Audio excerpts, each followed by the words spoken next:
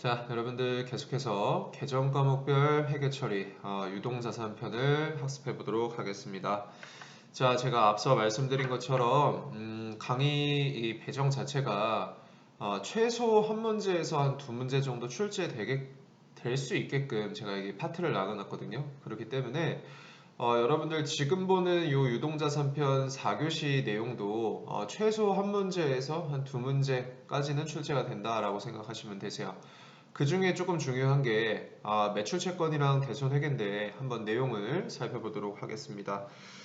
자, 교재는 이제 89페이지 내용인데요. 여러분들 이 처음 보는 부분은 현금 및 현금성 자산 그리고 이 단기금융상품 파트를 보도록 하겠습니다.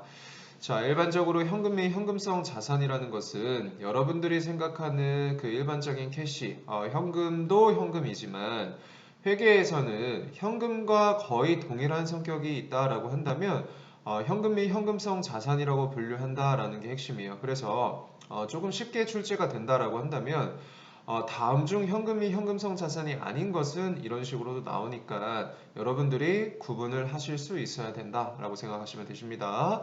자, 그래서 현금이라는 것은 우리가 뭐 지폐처럼 언제든지 물건 구매 등에 사용할 수 있는, 자, 여기서 핵심은 유동성이 가장 높은 것으로 크게 통화, 여러분들이 생각하는 통화와 그리고 통화 대형 증권으로 구분된다라고 생각하시면 되세요.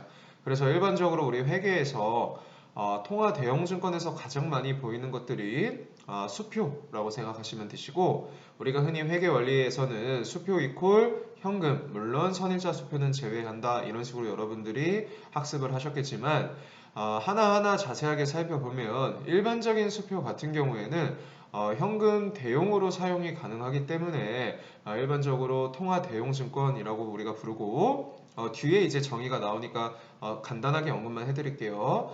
우편한 증서라는 것은 우리가 우체국에서 이거를 이제 현금처럼 이제 출금 가능한 증서라고 생각하시면 되세요.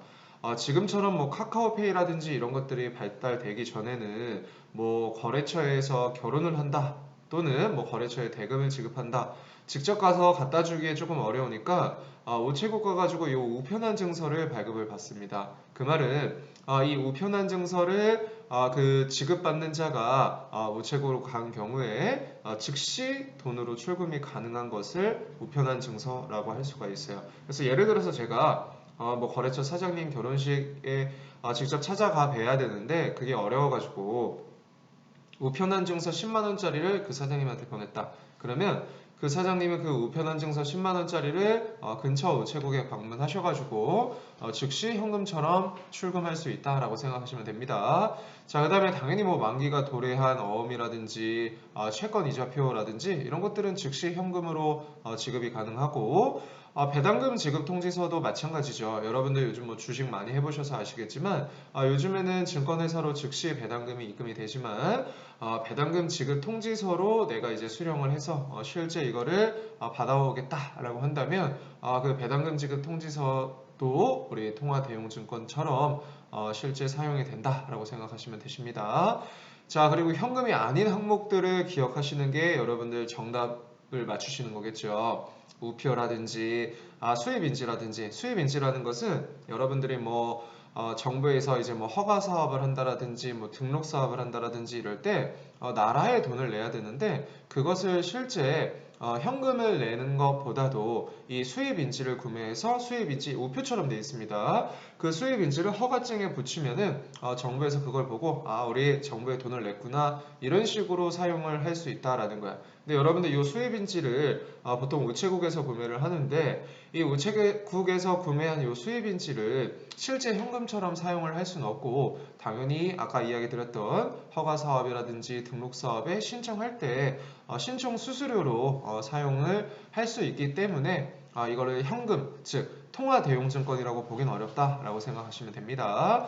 그 다음에 아직 만기가 도래하지 않은 어음은 즉시 현금화 시킬 수 없으니까 현금이 아니다 라고 하시면 될 것 같고, 선일자 수표 제가 잠깐 말씀드렸는데 자, 넘겨볼게요. 용어가 나와 있습니다.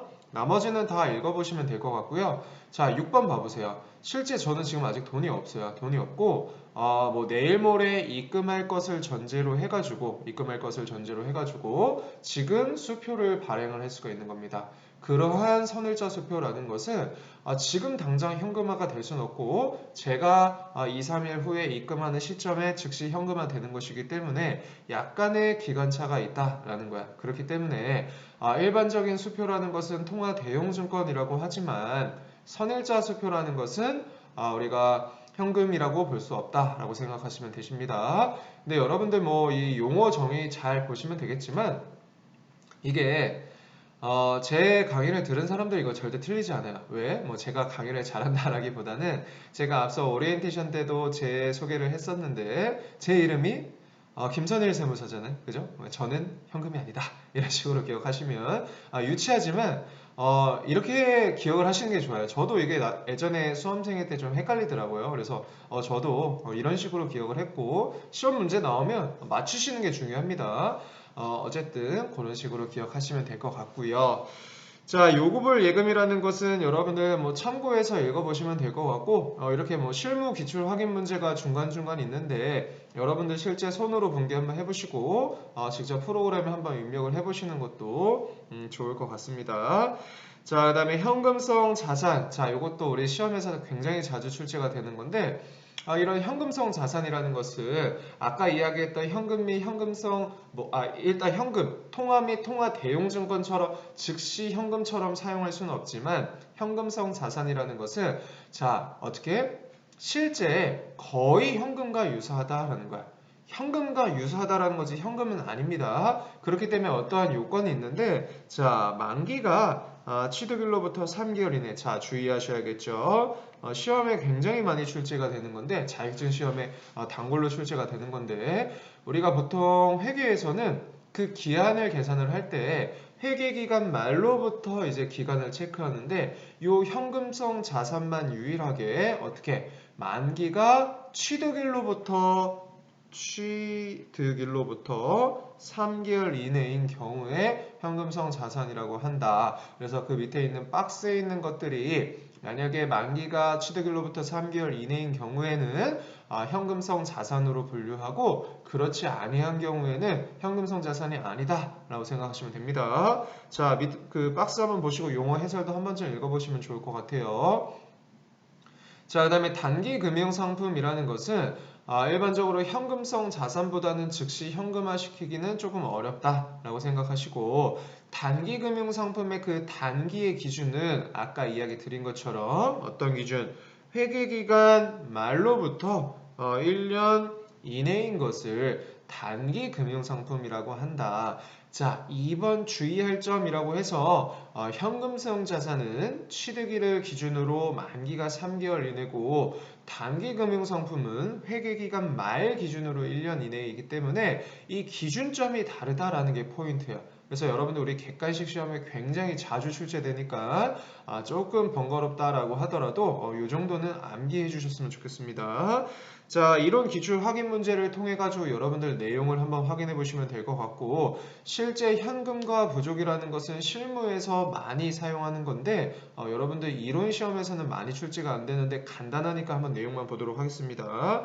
실무 기출 확인 문제를 통해서 그냥 내용만 설명을 드릴게요.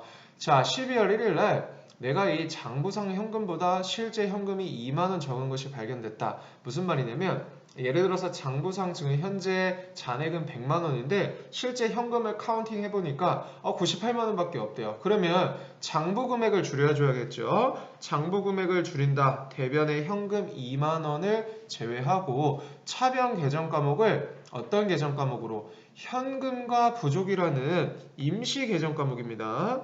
그 말은 야, 지금 돈이 부족한데 이 돈이 부족한 이유를 모르겠어. 이 2만원 누군가 쓴 것 같은데 그거 한번 밝혀내보자. 그래서 임시로 현금과 부족이라는 계정 과목으로 해놓고 이 현금과 부족을 어떻게? 실제 그 사유를 판별을 해야 된다. 근데 그 사유가 만원은 이자 비용이 나간 것이 확인이 됐는데 만원은 모르겠대. 그러면 어떻게 처리해야 돼요? 뭐 어쩔 수 없지. 잡손실이라는 비용으로 처리를 하셔야 된다라고 생각하시면 되세요. 그래서 이 현금과 부족이라는 계정 과목은 임시 계정 과목이구나라고 생각해 보시면 될 것 같습니다. 자, 마찬가지로 이론 기출 공략하기는 여러분들 반드시 기출 문제니까 반드시 풀어보시면 좋을 것 같아요. 자, 넘어가 보도록 하겠습니다. 자, 여러분들 지금 보는 이 매출 채권 파트는요. 무조건 출제가 된다라고 생각하시고 보시는 게 맞습니다. 매회 출제가 되니까 무조건 출제가 된다라고 생각하시고 우리가 앞선 시간처럼 프로그램을 한번 열어보세요. 자, 저는 이미 프로그램을 실행을 시켜놨는데 여기 보면은 뭐라고 돼 있냐면 자, 과거전자로 선택해라 라고 되어 있습니다. 이 과거전자라고 선택을 하게 되는데 저는 여기에서 지금 이미 과거전자로 선택했지만 여러분들 모르시는 분들은 이 회사 클릭하시면 다음과 같이 회사가 뜹니다. 여기 과거전자 703번으로 들어가시면 돼요. 자, 그래서 이 매출채권 부분은 이론에서도 중요하고 실무에서도 중요해요. 근데 대부분이 실무 문제로 출제가 되니까 이 내용을 설명을 드리면서 이 프로그램에 입력하는 것까지 제가 설명을 드리도록 하겠습니다. 자, 내용 한번 봐봅시다. 이 매출채권. 자, 도대체 일단 매출채권이 뭔지를 먼저 여러분들이 아셔야 되는데 외상 매출금과 받으러옵니다 라는 것은 일반적으로 내 주된 영업활동, 제가 만약에 뭐 제조업인데 귀걸이를 만들어서 파는 회사다 라고 한다면 내가 이 귀걸이를 만들어서 팔았었을 때 돈을 받지 못한 경우 그 채권을 매출채권이라고 이야기를 하는데 두 가지가 있다. 일반적으로 사장님 저 100만원어치 매출 있었으니까 100만원 입금해 주세요 라고 했었을 때 김 사장 내가 내일 입금해 줄게 라고 한 것들은 그냥 구두로 계약을 한 거잖아요. 그랬었을 때는 외상매출금이라고 이야기를 하고 저는요 증빙을 받고 싶어요. 뭔가 주세요 라고 했었을 때 그 거래처 사장님이 그러면 내가 지금 돈은 없고 내일 너가 돈을 받을 수 있는 어음을 줄게. 그 어음을 제가 만약 받은 경우에 그런 경우를 뭐라고 한다? 받을 어음이라고 한다 라고 생각하시면 되세요. 자, 96페이지에 한번 외상매출금 한번 내용을 같이 봐보도록 합시다. 자, 3월 10일에 일반 전표 입력 들어가셔가지고요, 여러분들 3월 10일에 어떻게 올리통신의 상품 720만원을 판매하면서 520만원의 현금을 수령했고요. 나머지 외상으로 한 뒤에 4월 3일에 나는 이 외상대금 200만원을 현금으로 받았대요. 한번 그 내용을 봐보도록 하겠습니다. 자, 프로그램 들어오셔가지고 일반 전표 입력했을 때 3월 10일 하시고 그 다음에 자 대변은 뭐가 되는 거예요? 저는 상품 매출이라 검색해보시면 401이라고 되어 있죠. 상품 매출 얼마? 720만원이다 라고 생각하시면 되고 현금을 일부 받았어요. 현금 얼마 받았죠? 520만원 받았다. 다시 말씀드리지만 공 3개는 플러스 키를 누르시면 됩니다. 그리고 나머지 200만원은 돈을 받지 못했어요. 자, 여기 F2키 누르시고 외상이라고 치시면 108 외상 매출금이라고 되어 있는데 이 108은 많이 쓰기도 하고 여러분들 기본적으로 암기가 되실 겁니다. 암기 안 하셔도 상관이 없는 게 검색을 꼭 이용하라 라고 제가 말씀드렸죠. 자, 그리고 이 외상 매출금은 누구한테 받는 거예요? 올리통신한테 받는 거다. 교수님 요 외상 매출금은 거래처를 거는 계정 과목이었나 보네요. 우리가 지난 시간에 설명드린 것처럼 여러분들 이 내용이 잘 이해가 안 되시면 암기를 해두시는 것도 좋아요. 근데 일반적으로 채권 채무라든지 이 외상 매출금 누구한테 받을 건데? 라고 했었을 때 올리통신이요 라고 이야기할 수 있는 것들 이런 것들은 당연히 거래처를 거셔야 된다. 제가 말씀드렸지만 여러분들 이 일반 전표 입력 계속해서 반복을 하게 되면 기본적으로 암기가 되는 내용인데 초창기에 헷갈린다 라고 하면 그냥 애시당초 암기하시는 게 좋습니다. 이렇게 분개를 했는데 그 다음에 언제 4월 3일에요. 4월 3일에 내가 이 외상 매출금을 받았대요. 자, 올리통신에게 있었던 외상매출금 얼마? 200만 원을 실제 현금으로 회수를 했다라고 생각하시면 되십니다. 그래서 다음과 같이 분개를 하시면 되고, 자, 그 밑에 받으러옴이라는 거 한번 봐보도록 하겠습니다. 자, 일반적으로 어음이라는 것은 이런 식으로 구성이 되어 있어요. 여러분들 여기서 중요한 게 이 어음을 누구한테 주는지, 내가 어음을 받았으니까 우리 업체가 써 있겠죠. 그 업체가 써 있을 거고, 그 다음에 당연히 통상적으로 언제까지 지급을 할게요 라는 약속이 되어 있을 거고, 요 밑에 우측 밑에 있는 것은 내가 실제 이 어음을 발행한 날짜와 중요한 거는 누가 발행을 했는지, 이 발행자가 결국은 어떻게 해야 된다? 어떻게 해야 된다? 돈을 은행에 입금을 해가지고 이 어음을 받은 회사가 돈을 받을 수 있게끔 해야 된다. 만약에 이 발행자 주식회사 땡땡땡이 돈을 입금하지 않았다라고 한 경우에는 뭐가 되는 거예요? 이 어음은 부도가 났다라는 것이 그런 플로우입니다. 아시겠죠? 자, 넘어가가지고요. 요 받을 어음 수령한 거에 대해서 또 분개를 한번 해보도록 하겠습니다. 자, 여러분들은 교재 보면서 따라와 보세요. 11월 3일에요. 11월 3일에 저는 주식회사 한성의 외상매출금 3천만 원 중에 얼마? 1,000만 원은 일단 현금으로 받았대요. 자, 현금 얼마? 1,000만 원을 받았어요. 근데 나머지는 어떻게? 돈을 받은 거는 아니고 받으러음 110이고 받으러음 얼마? 2천만 원 받는데, 자, 이것도 마찬가지입니다. 이 받으러음 2천만 원은 나중에 누군가한테 2천만 원을 받을 건데, 그 2천만 원을 누구한테 받을 거냐? 자, 한성이라는 회사한테 받을 겁니다 라는 거예요. 근데 대변은 뭐예요? 기존에 내가 가지고 있었던 이 외상매출금 3천만 원이 1,000만 원은 현금으로 들어오고 2천만 원은 저 우리가 나중에 갚을게 라고 했지만 제가 뭔가를 요구했나 봐요. 그래서 이 주식회사 한성에서 야, 김 사장, 내가 이거 지금 돈 줄 수는 없고 이거 가지고 있다가 나중에 은행에서 이 땡땡땡 날짜에 찾아가 라고 해서 이 어음을 준 겁니다. 무슨 말인지 아시겠죠? 그래서 지금 우리 회사, 주식회사 과거전자 입장에서는 이게 자산이 되는 거고, 왜? 나중에 2천만 원을 받을 권리가 있는 것이니까. 이 주식회사 한성 입장에서는 뭐가 되는 거예요?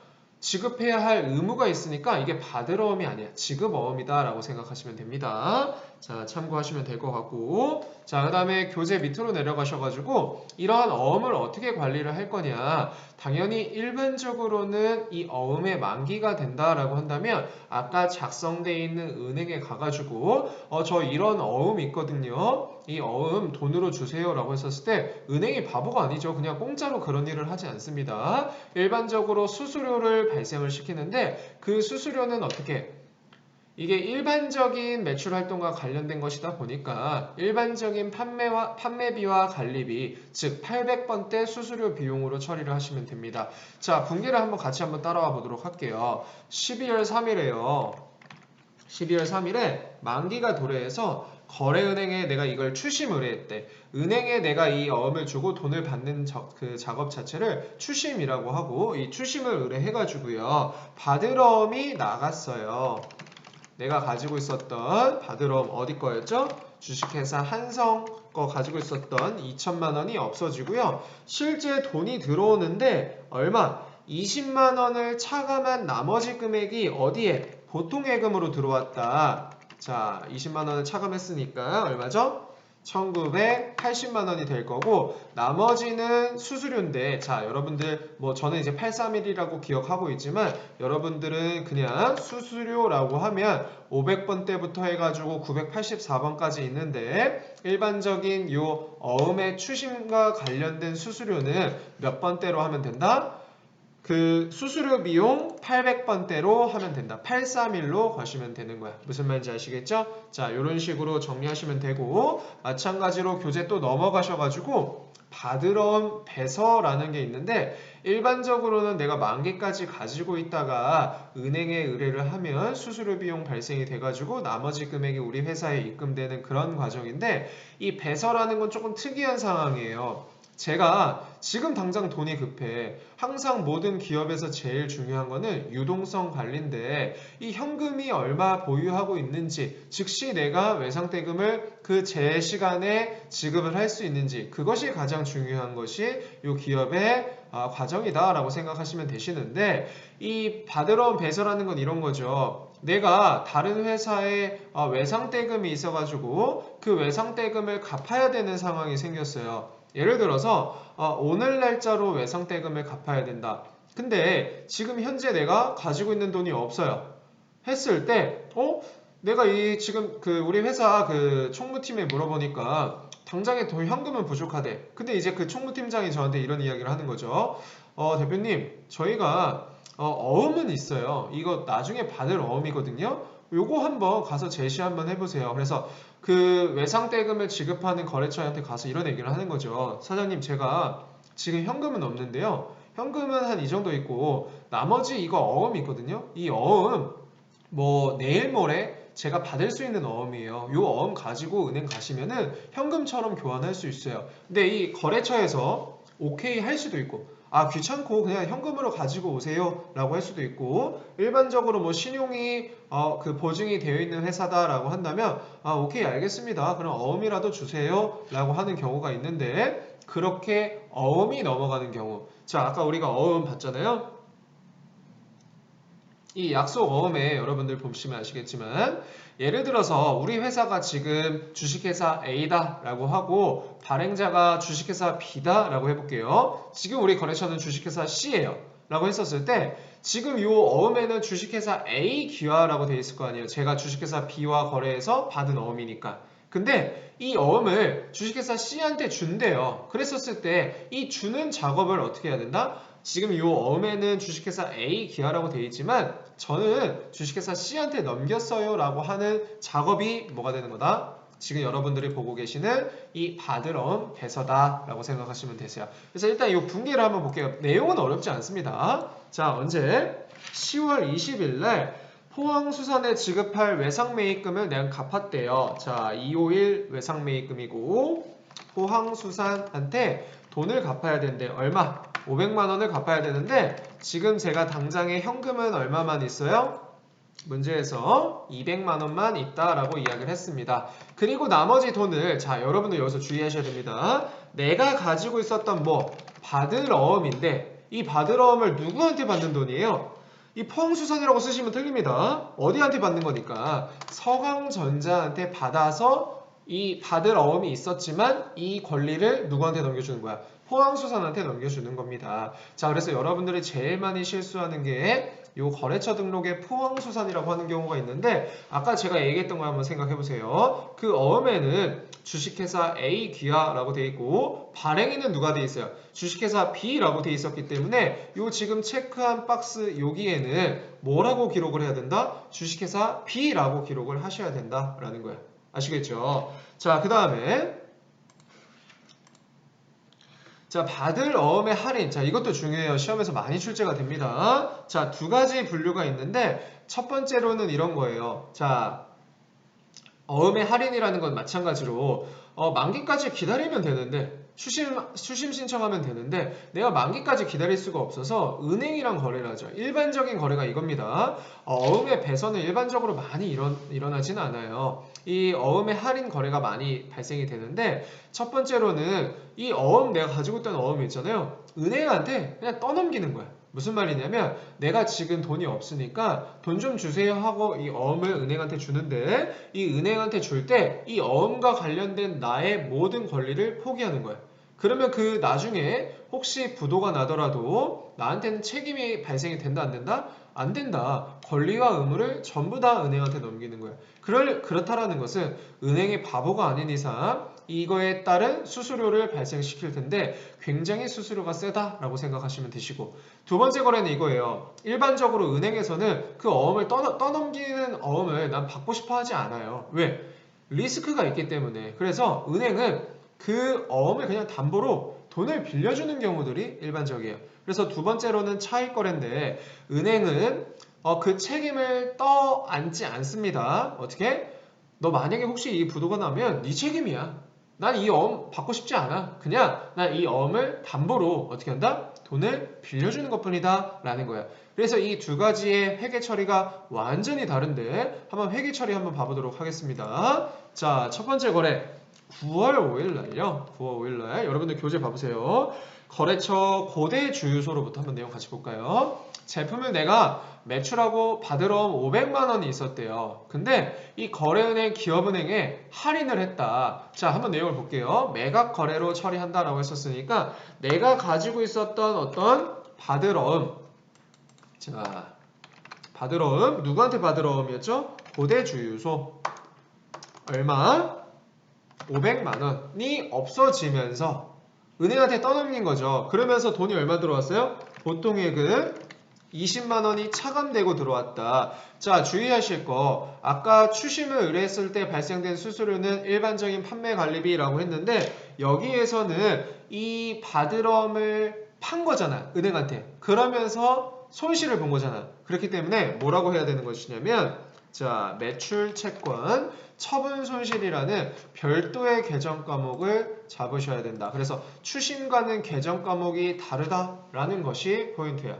아시겠죠? 그리고 이 지금 제가 이 9월 5일 분기한 거는 무엇을 전제로 한 것이다? 내가 이 고대주유소로부터 받은 어음 이 500만 원짜리에 대한 모든 걸 그냥 넘기고 그냥 어음 판 거예요, 은행에.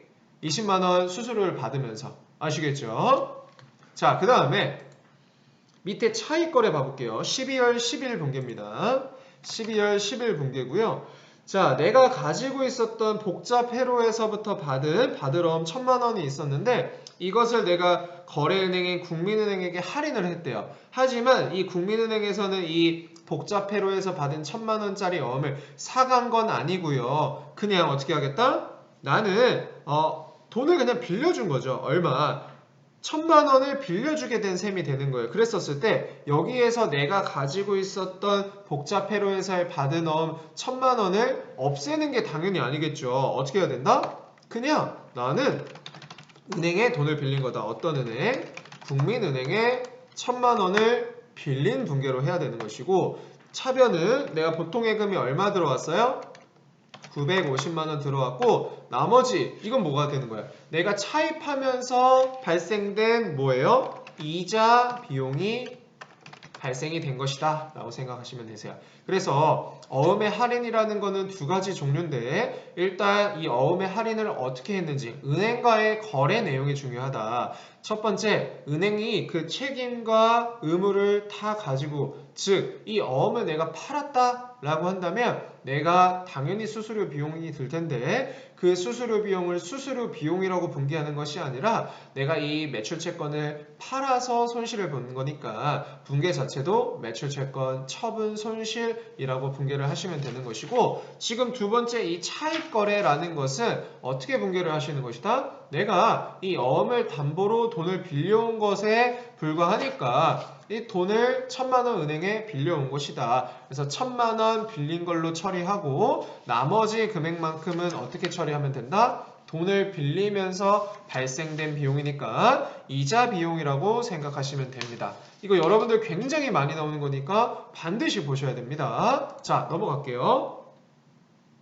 자, 요 외화 외상 매출금도 시험에 많이 출제되는데 요거는 별도로 분기하지 않고 그냥 여기에 나와 있는 내용을 같이 봐보도록 할게요. 자, 첫 번째 외화 외상 매출이 발생이 됐대요. 자, 9월 3일날 미국 에이스 코퍼레이션에 다음과 같은 제품을 수출했는데 대금은 9월 13일에 수령하기로 했다. 자, 그렇다라는 것은 내가 지금 현재 외상 매출금 $10,000가 발생이 됐는데 여러분들 장부에는 $10,000 이런 식으로 기록하면 안 됩니다. 항상 원화로 환산을 해야 되고 원화로 환산하기 위해서는 내가 선적한 요 그 수입 시기 즉 9월 3일 환율 1,100원을 곱해가지고 외상 매출금 1,100만 원으로 기록을 해야 된다. 근데 내가 이 외화 외상 매출금을 회수했대요. 언제? 9월 13일 날 회수를 했나봐요. 근데 이 9월 13일 날 회수를 할 때 내가 가지고 있었던 외상 매출금은 그때 환율로 계산한